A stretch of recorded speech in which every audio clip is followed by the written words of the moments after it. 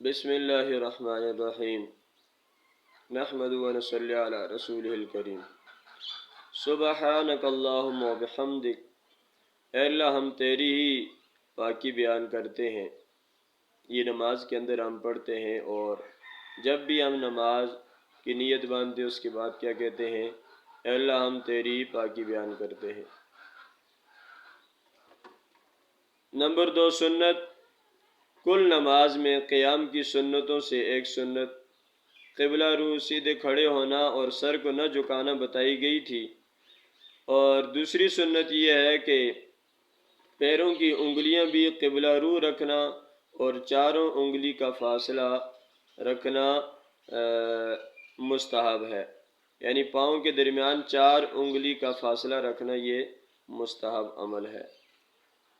گناہ کبیرہ، بڑے بڑے گناہوں میں سے ایک گناہ یہ ہے کہ کسی کو طعنہ دینا، کسی بھی بات کا طعنہ دینا، کسی کمزوری کا یا اس کی کسی کمی کا طعنہ دینا، اسے طعنہ کہا گیا ہے۔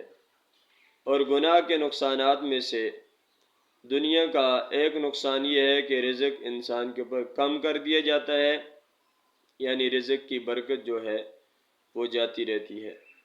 اگرچہ ظاہر رزق کثیر نظر آئے لیکن اس کا نفع قلیل ہوتا ہے، مثلا بیماری، پریشانی، اسراف وغیرہ پر خرچ ہو گیا تو ظاہر میں تو مال بہت سارا ہے لیکن حقیقت میں وہ بہت کم ہے، یعنی آدمی کماتا بہت ہے، ملتا بہت کم ہے۔